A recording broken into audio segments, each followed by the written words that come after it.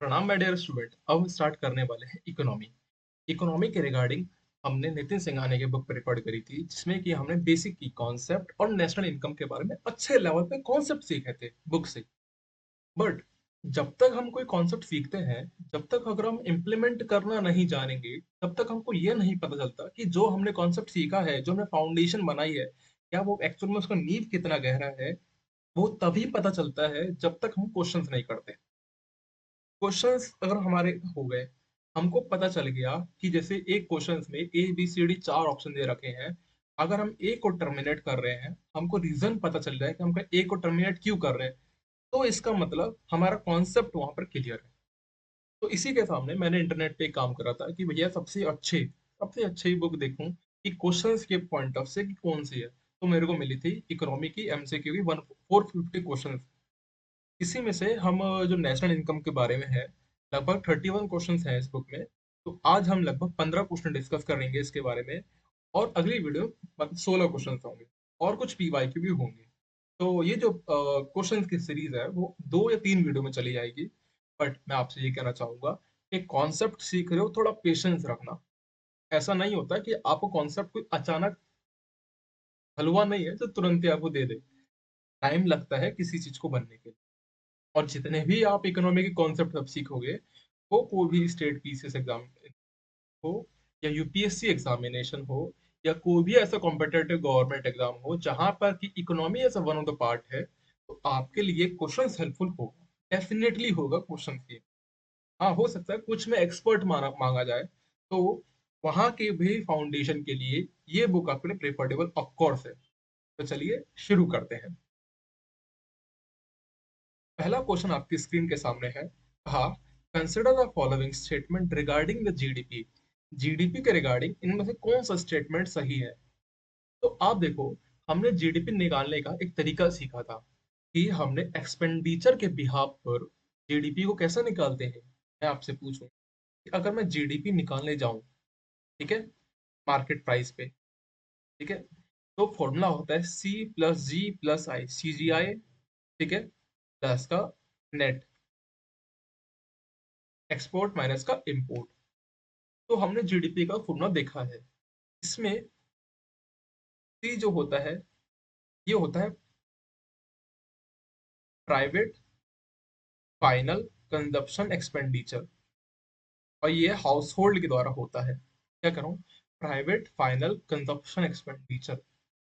इसका मतलब कि आप या मैं या हाउस होल्ड जो भी खर्चा कर रहा हो, वो अगर कंजप्शन नेचर का खर्चा है, इसके private final consumption expenditure, short form में लिख दे रहा हूँ थोड़ा। यानी कि मैं खर्चा कर रहा हूँ, एक्सपेंडिचर यानी कि मैं खर्चा कर रहा हूँ या आप खर्चा कर रहे हो। वो कैसा नेचर का खर्चा है, कंजप्शन नेचर का खर्चा, और कौन कर रहा है, हाउस होल्ड कर रहा है। तो ये मतलब सी। दूसरा होता है कंजप्शन ये। अब एक तो हाउस होल्ड खर्चा करेगा, और गवर्नमेंट भी तो खर्चा करती है भाई। अगर गवर्नमेंट खर्चा कर रही है, तो गवर्नमेंट फाइनल कंजप्शन, यहाँ पर जी आ जाएगा, गवर्नमेंट फाइनल कंजप्शन एक्सपेंडिचर। ठीक है। I stand for investment. ठीक है। एक्स, हमने कितना एक्सपोर्ट करा, और हमने कितना इंपोर्ट लिया फॉरेन कंट्री से। मानो यूएस में हमने कितना एक्सपोर्ट करा, और हम कितना एक्सपोर्ट करा और हम कितना इंपोर्ट कर रहे हैं। तो उन चीज को जो नेट होगा वो। तो ये जनरल फॉर्मूला आपको अंडरस्टैंडिंग में होगा क्लियर। बट इसी में एक फर्दर कॉन्सेप्ट और आता है, जो कि इसी कॉन्सेप्ट से निकलेगा। वो क्या,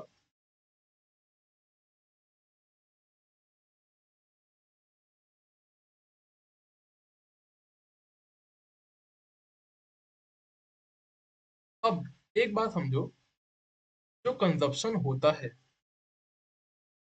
ठीक है, वो दो तरीके से होता है। कंजप्शन दो तरीके से होगा। एक होता है डोमेस्टिक, डोमेस्टिक कंजप्शन। इस बात पे ध्यान दीजिएगा, क्या कह रहा हूँ, डोमेस्टिक कंजप्शन। और दूसरा होता है इंपोर्ट के द्वारा। मैं कंजप्शन कर रहा हूँ, इंडिया में जो सामान बना वो कंजप्शन हो गया, फिर साथ में जो बाहर से हमने इंपोर्ट करा वो भी तो कंजप्शन ही होगा ना। तो ये चीज, तो जो टोटल कंजप्शन का फॉर्मूला निकलता है वो होता है डोमेस्टिक कंजप्शन प्लस का इंपोर्ट। ये बात समझ में आई कि नहीं आई जो मैं कह रहा हूँ?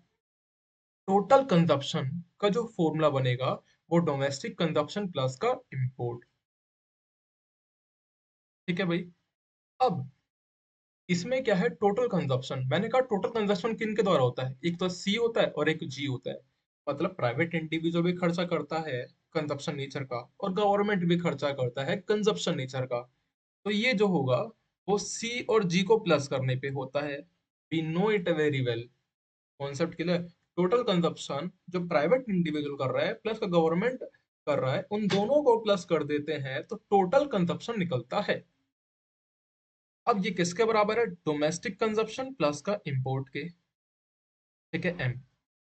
अगर मैं इस एम को लेफ्ट हैंड साइड उठा के लेके आ जाऊं, सी जी माइनस का M is equal to domestic consumption. ये बात समझ में आई कि नहीं, ये बताओ मेरे को, हाँ या ना? अगर ये बात समझ में आ गई तो आपके लिए अब ये कॉन्सेप्ट हलवा है। कहा, पहला सुनो, it is a sum of the total domestic final consumption, total domestic final consumption. तो आप अगर इस चीज को,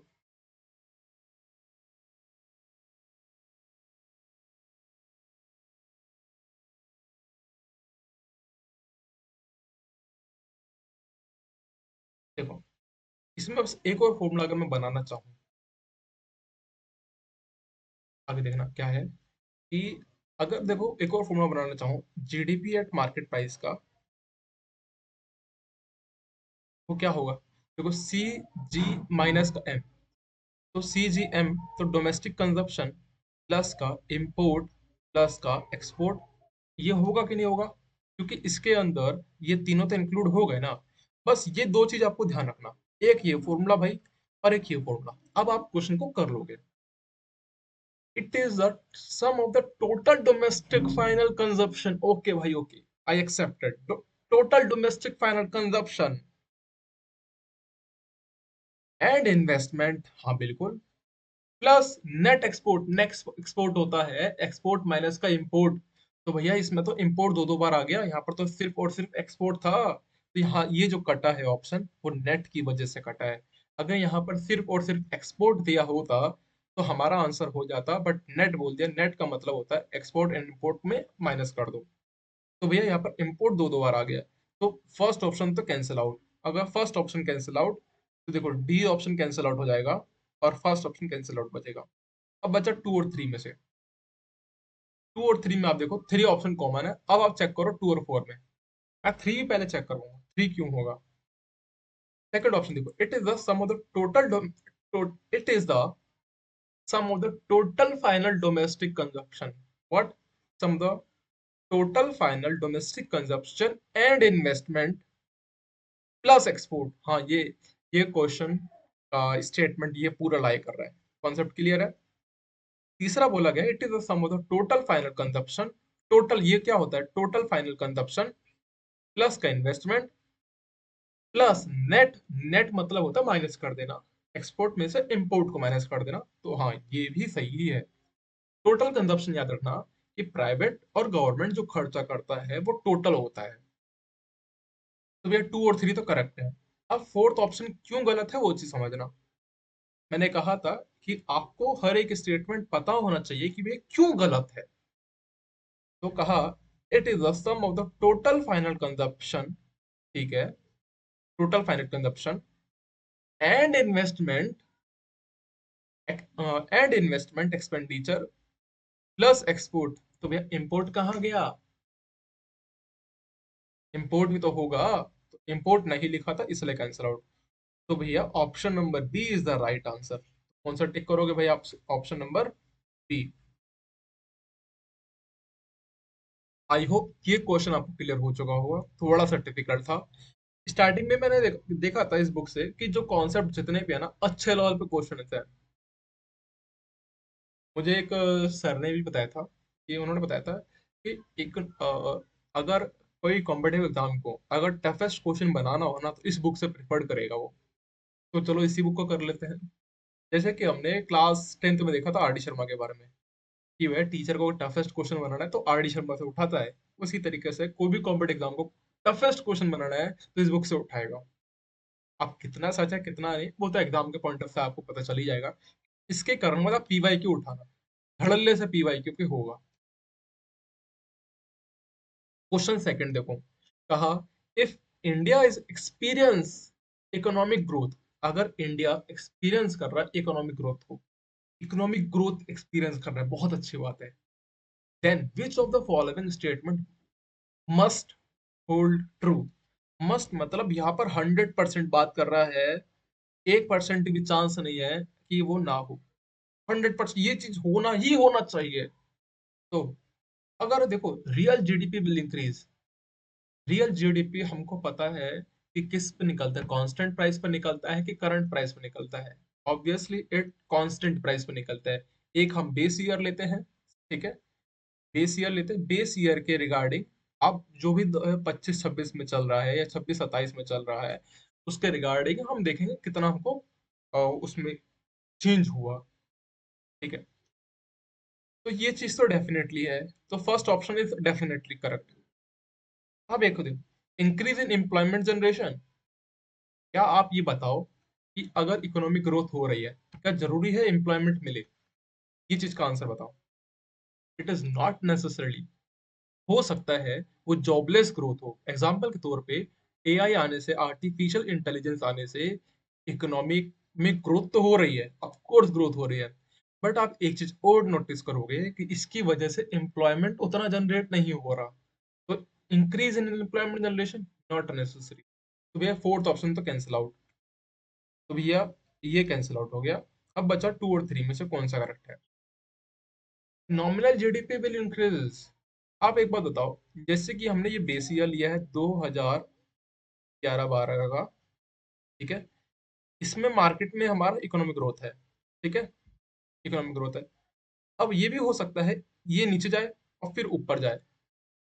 तो इस कंडीशन पे क्या आप मानो, ये मानो 25-26 का समय है, ठीक है, और 26 के बाद भी दोबारा ऊपर उड़ गया, तो इस कंडीशन पर आप देखोगे नॉमिनल जीडीपी तो घट रहा है बट स्टिल इकोनॉमिक ग्रोथ हो रहा है। तो ये डैम श्योर सेकंड तो नहीं होगा। तो ऑप्शन नंबर सेकंड तो कैंसिल आउट। अगर सेकंड कैंसिल आउट तो बचा क्या? Option number A. और क्या बोल रहा है तीसरा statement? Rate of growth of real GDP. हर दफे रेट बढ़ रहा है, नॉट नेसेसरी, हर दफे रेट नहीं होता। तीसरा ऑप्शन देखो, अगर आप इसमें टिक करोगे पहला ही फिर टिक करना पड़ेगा। तो option A is the right answer. अगला देखिए question, if a country is experiencing recession. Recession होता है जब धीरे बाय धीरे हर एक साल कांस्टेंट के प्राइस पर घट रहा है। If a country is experiencing recession then which of the following must be true. कौन सा ट्रू होगा? हमने अभी किसका देखा? हमने देखा भैया इकोनॉमी में एक्सपीरियंस ग्रोथ दिख रहा है, अब रिसेशन आ जाए उल्टा हो जाए तो इसका कौन सा है? Decrease in real GDP. आप डायरेक्टली टिक करेगा जो उसको तुम। नॉमिनल जीडीपी हो सकता है नॉमिनल जीडीपी बढ़ रहा हो बट तब भी रिसेशन हो। जैसे कि 21 अभी तक बात कर रहे हैं यहाँ पर, तो यहाँ पर क्या हुआ कि यहाँ से मार्केट आया फिर ऐसे से गिरने लगा और एक बार ऐसे उठा, तो ये फिर ऐसे। अब ये मान लो टाइम में एक कोई पर्टिकुलर ईयर होगा, तो यहाँ पर तुमको नॉमिनल में बढ़ता हुआ दिखा देगा क्योंकि वो जो दिखा रहा है वो करंट का दिखा रहा है, कांस्टेंट नहीं दिखा रहा। मानो ये एक सीएल है 25-26 का, इससे पहले आज गिर रहा था और उसी साल बढ़ा है, तो यहाँ पर तो नॉमिनल जीडीपी बढ़ता हुआ दिखाई दिया। क्या यहाँ पर, अब ये सिचुएशन बताओ, क्या ये रिसेशन की सिचुएशन है? अब पूरी रिसेशन की सिचुएशन है बट यहाँ पर हमको नॉमिनल जीडीपी बढ़ते हुए दिखाई दिया। ये एक ऐसा सिनेरियो है जहां पर मस्ट नहीं है। मैंने मस्ट सिचुएशन में अपने हिसाब से ऐसी सिचुएशन लेके आया जहां पर इसको मैं गलत साबित कर सकूं। तो भैया ये कैंसिल आउट हो गया, अगर ये कैंसिल आउट हो गया तो ये भी कैंसिल आउट हो गया। तो option A is the right answer. पर decrease in the rate of growth of GDP, इसका आंसर आपको मिल चुका होगा। तो आपके सामने इसका आंसर है, when the real GDP decrease और change in real GDP is negative then it it's a case of the recession. आपके सामने ये है, आप इसको रीड खुद कर सकते हो। अब क्वेश्चन नंबर 4 आप इसको ट्राई करो क्या होगा।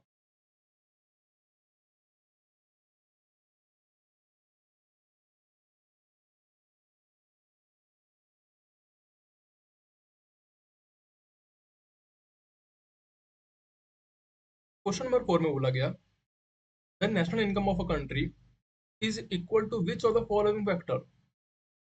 हमारे इंडिया में जो नेशनल इनकम निकाला जाता है वो किस पे निकाला जाता है, फैक्टर कॉस्ट पे निकालते हैं या मार्केट प्राइस पे निकलता है। ठीक है, तो देखोगे अगर हमको ये तो नहीं है, national income NNI at market price, NNI फिर NNP at market price, NNP at factor cost, इन दोनों में से कोई एक है। Income going to the household sector, ये तो पहले कर दिया। आप एक चेक करोगे, हमको बी और सी में से कोई एक टिक करना है। ये एक बात ध्यान रखना कि 2015 से पहले हम जो नेशनल इनकम निकालते थे, ठीक है, एनएनपी जो निकलता था वो निकलता था मार्केट प्राइस पे, सॉरी फैक्टर कॉस्ट पे निकलता था। एनएनपी इससे पहले फैक्टर कॉस्ट पे निकलता था। अब 2015 के बाद जो अब जो निकलता है वो एनएनपी एट मार्केट प्राइस पे निकलेगा। ये बात समझ में आया कि नहीं। 2015 के बाद क्या हुआ कि अब हम निकालते हैं मार्केट प्राइस के बिहाफ पर। तो option number B is the right answer.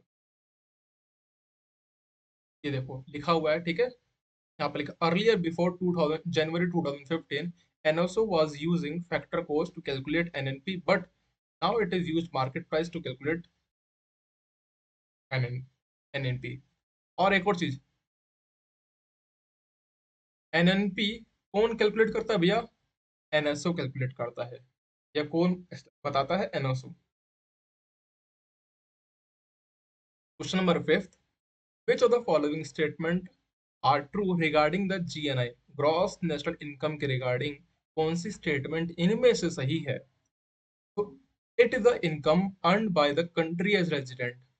हाँ बिल्कुल, ग्रॉस नेशनल इनकम की बात हो रही है तो कंट्री के रेजिडेंट। और फिर it is the income earn by the country as resident and non resident, नहीं नहीं, सिर्फ सिर्फ और सिर्फ जो इंडिया में जो रेजिडेंट है, मतलब इंडियन के रेजिडेंट है, उनकी बात होती है, फॉरेनर की बात नहीं होती। जब हम नेशनल इनकम निकालते हैं तो, ग्रॉस नेशनल इनकम निकालते हैं तो it is calculated at market price by, हाँ अभी तो सीख हमने मार्केट प्राइस को निकालते हैं किसके द्वारा, बाय एनओसो के थ्रू। तो 1 और 3, तो कौन सा अभी ऑप्शन नंबर ए दिख रहा है। और it is calculated through GDP plus export minus export, हटा दो इसको भाई। तो 1 और 3 आपका आंसर है। चलो आंसर देखते हैं। National income NI and net national income are the same term used. देखो, GNI is equal to GNP और जीडीपी प्लस का एनएफआईए होता है। Gross national income is the income earn by Indian resident only whether in Indian और abroad. India के लोग या तो इंडिया में कमा रहा हो या बाहर जाके कमा रहा हो। GNI does not include income earn by non resident. GNI निकालते समय, ग्रॉस नेशनल इनकम निकालते समय हम नॉन रेजिडेंट को कंसिडर नहीं करते। GNI does not include income earn by non resident. Gross national income निकालते समय हम नॉन रेजिडेंट को कंसिडर नहीं करते and it is equal to GDP plus का एनएफआईए। और एक किसके बराबर होता है, जीडीपी प्लस का एनएफआईए के बराबर होता है।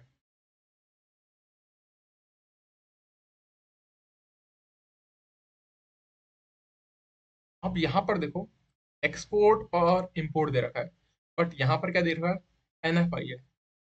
इसका डिफरेंस आपको क्लियर हो चुका होगा, एक्सपोर्ट और इंपोर्ट में और एनएफआईए में क्या होता है।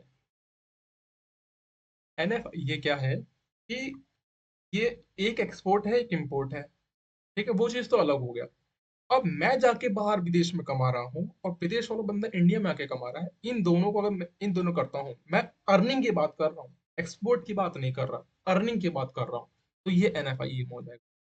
ठीक है, मतलब मैं जाके विदेश में जाके कमाया $1 लाख और बाहर वाला यहाँ पर आके मानो कमाया इंडियन रुपी में, और वो होगा 80, और इसको मैं कन्वर्ट करता हूँ डॉलर की फॉर्म में, तो वो होता है 80,000 डॉलर। तो हमारा जो NFIA आएगा वो $20,000 आएगा। तो NFIA समझ में आया क्या था concept? Net factor income from abroad.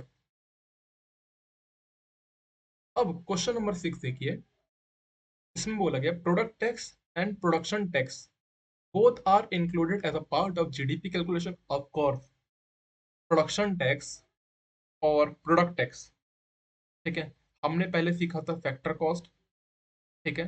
फिर इसके बाद आता है कंपनी में जैसे हो गया, और फैक्टर कॉस्ट हमने क्या देखा? Land, labour, capital, entrepreneurship. Company में एक लगा प्रोडक्शन टैक्स लगा था, ठीक है। फिर इसके बाद आया बेसिक प्राइस।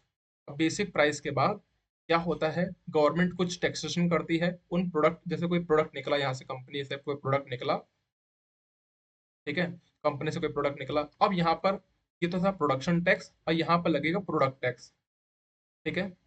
अब इसके बाद वो जो निकलेगा वो जीडीपी एट मार्केट प्राइस पे निकलेगा। तो कह रहा है कि प्रोडक्शन टैक्स और प्रोडक्ट टैक्स इंक्लूड होता है, हाँ बिल्कुल होता है जीडीपी कैलकुलेशन में। बट क्या कह रहा है?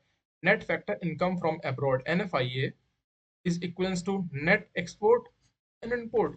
क्या net factor income from abroad और एक्सपोर्ट एंड इंपोर्ट क्या इक्वल होता है? नहीं, बिल्कुल नहीं भाई। ये तो अर्निंग का बताता है net factor income from abroad, और एक्सपोर्ट एंड इंपोर्ट बताता है हमने कितना वैल्यू का प्रोडक्शन बाहर भेजा और कितना वैल्यू का प्रोडक्शन की जो भी हमने टर्म वो अंदर इंडिया के इंडियन इकोनॉमिक टेरिटरी में लिया, तो उसको बोलते हैं एक्सपोर्ट एंड इंपोर्ट।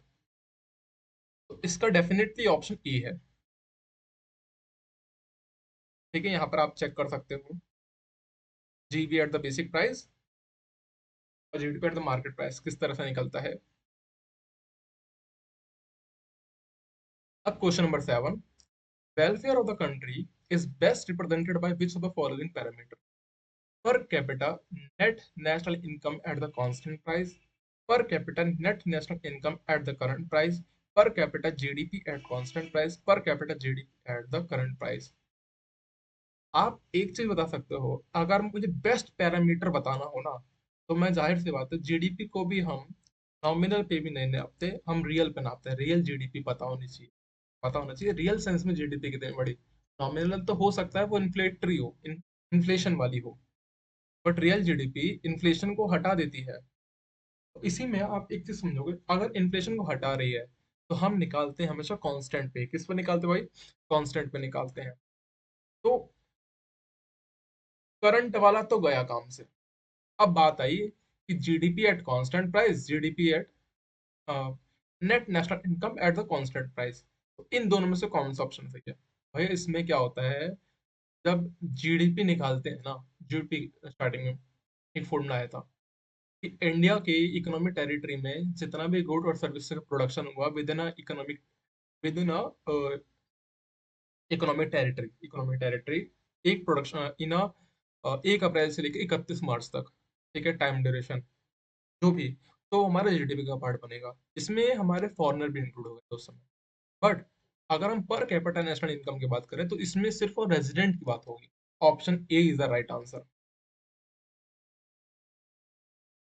यहाँ पर बात लिख सकते हो, the question talk about the people of country, which is basically the resident of a country, and income coming to resident is represented by national income rather than GDP.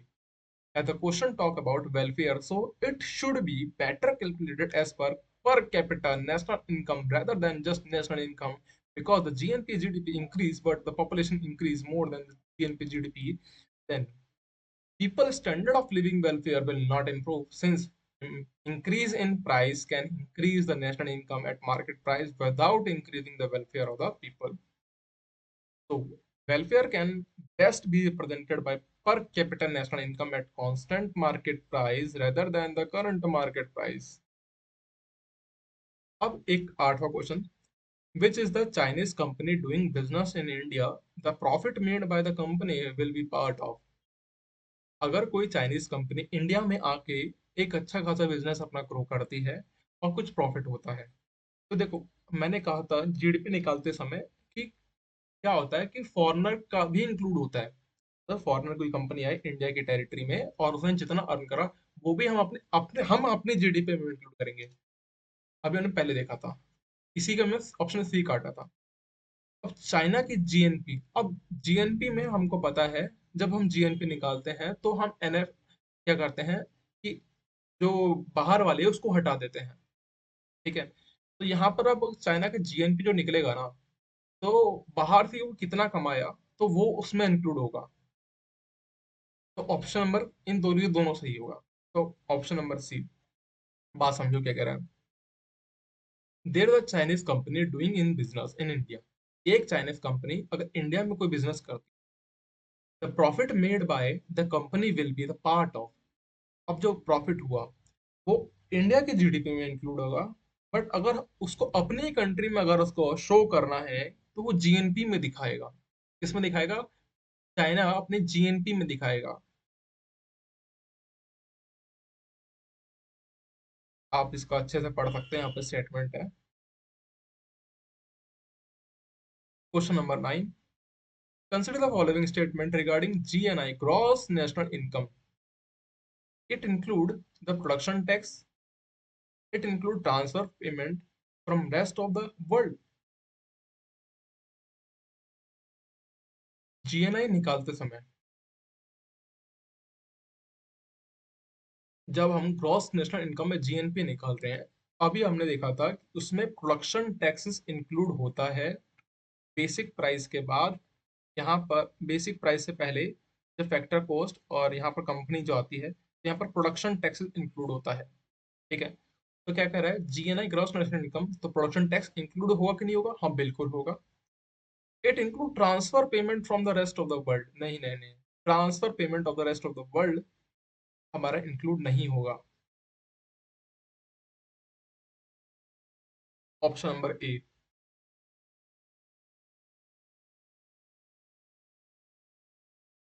Question number 10, which of the following constitute investment in the economy. Indian economy में या कोई भी economy में अगर investment की बात हो रही है, तो एक इन्वेस्टमेंट मतलब जो कुछ सालों के बाद हमको रिटर्न दे के जाए। इन्वेस्टमेंट मतलब आपने कोई चीज इन्वेस्ट करा और कुछ सालों बाद उसको रिटर्न मिले, तो उसको बोलते हैं इन्वेस्टमेंट। तो कंजप्शन गुड का, अरे कंजप्शन गुड पे कभी रिटर्न थोड़ी ना मिलेगा भाई। Production of capital good, production of capital good. देखो पहला ऑप्शन तो कैंसिल आउट, तो ये फर्स्ट और डी तो कैंसिल आउट हो गया। Buying and selling of share, ये तो कभी इंक्लूड ही हुआ ही नहीं था भाई, तो फोर्थ भी कैंसिल आउट। अब बचा क्या? ऑप्शन टू ही बचा। देखो प्रोडक्शन ऑफ सर्विसेज, नहीं, सर्विस के प्रोडक्शन पे वो इन्वेस्टमेंट नहीं कहलाएगा। प्रोडक्शन ऑफ कैपिटल गुड, मैं अगर इन्वेस्ट कर रहा हूँ कैपिटल गुड पे, जैसे कि मैंने कैमरा खरीदा है, वो मेरा कैपिटल गुड है, तो हो सकता है हर आप सबके दुआ रही तो चैनल अगर ग्रोथ होगा तो मोनेटाइज हो जाएगा, तब कुछ शायद मेरी अर्निंग बनी। बट अभी तक तो पता ही नहीं यार कुछ। तो प्रोडक्शन ऑफ कैपिटल गुड आ जाएगा। तो ऑप्शन नंबर बी ठीक है।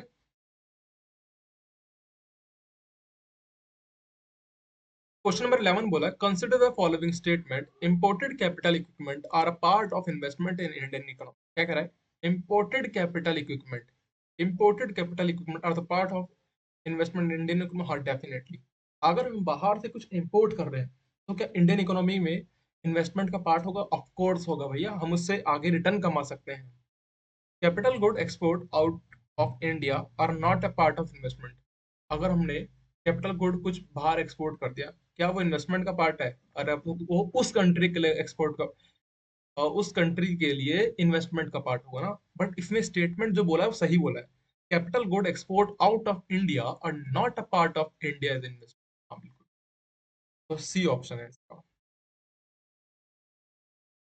Question number 12, which of the following statement could be true for high saving rate. अगर हाई सेविंग रेट होगा, अगर मैंने बहुत इंडिया की इकोनॉमी में या कोई भी इकोनॉमी में ज्यादा सेव करने लगे, तो ज्यादा सेव करेंगे तो कहाँ पर सेव करेंगे? जाहिर सी बात है, गोल्ड के फॉर्म में सेव करने की कोशिश करेंगे, बैंक में सेव करेंगे। अगर इन सब में सेव हुआ, मानो कि अ, अगर मैं अपना पैसा बैंक में सेव करता हूँ, जाहिर सी बात है, तो बैंक उसको क्या करेगी? जाहिर सी बात है कहीं ना कहीं इसको इन्वेस्ट करेगी, इन्वेस्ट करेगी, तो हायर इन्वेस्टमेंट होगा। अगर मैं सेविंग कर रहा हूँ तो जाहिर सी बात है कंजप्शन में कम करूंगा। अब एक चीज बताओ, ये तो कैंसिल आउट हो गया। हायर एक्सपोर्ट, हायर एक्सपोर्ट, अगर मैं हूं, मैंने अपना पैसा बैंक में सेव करा, ठीक है, बैंक में सेव करा, तो बैंक में सेव करा, तो बैंक वाले क्या करेंगे, इसको इन्वेस्ट करेंगे ना। अगर इन्वेस्ट करेंगे तो कंपनी के पास जाएगा, और कंपनी के पास जाते के साथ ही वो प्रोडक्शन करेगा, कुछ बनाएगा, और प्रोडक्शन करेगा तो एक्सपोर्ट हो सकता है कि बढ़ जाए। तो वन के साथ थ्री ऑप्शन वैलिड बनेगा, तो one and three is the right answer. All तो कैंसिल आउट हो गया, सेकंड अगर कट रहा है तो यहाँ पर। अब देखो, किसी को ये पता होगा ना, हायर सेविंग होगा, अगर उसको इतना पता होगा, ज्यादा सेव करेगा तो कंजप्शन कम करेगा। तो अगर ऑप्शन सेकंड को कैंसिल आउट कर देगा तो भैया तभी बी बन जाएगा। क्वेश्चन नंबर 19 क्वेश्चन नंबर 13 कहा, which of the following are part of gross fixed capital formation. Machinery, definitely machinery gross fixed capital का पार्ट है। Construction of building, definitely. Intellectual property right, ये भी पार्ट होता है capital formation का। जैसे कि एक मैं वीडियो बना रहा हूँ, ये इंटेलेक्चुअल प्रॉपर्टी है, ठीक है, इस पे कॉपीराइट आता है, ठीक है, कॉपीराइट। तो ये भी एक इन्वेस्टमेंट है जो कि मैं एज अ इंटेलेक्चुअल वे में कर रहा हूँ। तो ऑप्शन नंबर डी आएगा, all of the above. Despite being a high saving economy, capital formation may not result in the significant increase in output due to the weak administrative machinery, illiteracy, high capital density, high capital output ratio, COR। COR मैंने बहुत अच्छे से explain करा था होता क्या है। क्या कह रहा है, despite being a high capital saving economy, capital formation में not result in the significant part, significant. तो हाई कैपिटल इनपुट मतलब आपको कैपिटल और आउटपुट का रेशियो बताता है, ठीक है। अगर किसी भी इकोनॉमी में हाई कैपिटल आउटपुट रेशियो है, इसका मतलब उसकी एफिशिएंसी बहुत बेकार है। क्यों? क्योंकि भैया जितना वो इन्वेस्ट कर रहा है, कैपिटल लगा रहा है, उतना उसको आउटपुट नहीं मिल रहा, उतना उसका आउटपुट नहीं मिल रहा। ये वैल्यू कब बढ़ती है, कि जब ऊपर डिनोमिनेटर बढ़ रहा है ना, तब ये वैल्यू बढ़ जाएगी। अगर ऊपर की वैल्यू अगर घट रही है, कैपिटल कम करने के बावजूद अगर आउटपुट बढ़ रहा है, इसका मतलब क्या, ऊपर हमको पता है, अगर न्यूमिनेटर और डिनोमिनेटर, ठीक है, अगर न्यूमिनेटर बढ़ गया तो जाहिर सी बात है जो वैल्यू की वो इंक्रीज हो जाएगी। अगर न्यूमिनेटर घट गया कंपेयर टू डिनोमिनेटर, तो वैल्यू की घट जाएगी। अब क्या बोल रहा है कि कैपिटल जो है, ठीक है, कैपिटल बढ़ रहा है और आउटपुट क्या है, वो कम है।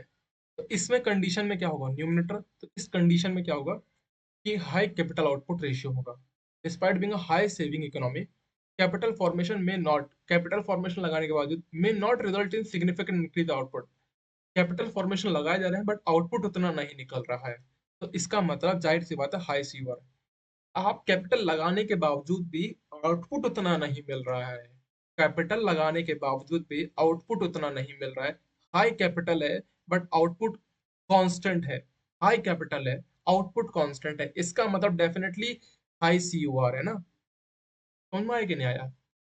ये कैपिटल आप बढ़ाते जा रहे हो बट आउटपुट उतना नहीं आ रहा है, सिग्निफिकेंट आउट में not result in the significant increase in output में उतना इंक्रीज आ ही नहीं रहा है, इसका डेफिनेटली मतलब है हाई सीयूआर होगा। आप डायरेक्टली अगर किसी को सीयूआर का फॉर्मूला नहीं पता ना, यहाँ से निकल सकता है, कैपिटल कैपिटल और आउटपुट, ठीक है, इन दोनों के हेल्प से। यहाँ पर लिखा हुआ है एग्जाम बहुत अच्छे से। अब क्वेश्चन नंबर 5, मैं एक काम करता हूँ, आपके लिए होमवर्क दे जाता हूँ और इसका आंसर बता दूं। चलो देखते हैं। इट शो हाउ एफिशिएंट, क्या बोल रहा है, consider the following statement regarding the incremental capital output ratio. ये वाला आया कि नहीं आया, मेरे को आप ही बताओ। देखो, बस में कैपिटल और आउटपुट, कैपिटल और आउटपुट, मानो आपने कैपिटल लगाया 1000 रुपए का, बट आपका आउटपुट जो मिल रहा है वो 500 रुपए का ही मिल रहा है। नहीं, आउटपुट थोड़ा अच्छा निकाले यार, मानो आउटपुट निकल रहा है 1200 का। अब आपने कैपिटल लगाया 1100, और अभी आपको जो आउटपुट है वो ज्यादा नहीं मिला, 1201 रुपए मिला। तो इसका मतलब क्या है कि कैपिटल के बढ़ने पर आउटपुट में ज्यादा चेंज नहीं हो रहा है। इसका मतलब ये जो वैल्यू है वो बढ़ती जा रही है ना।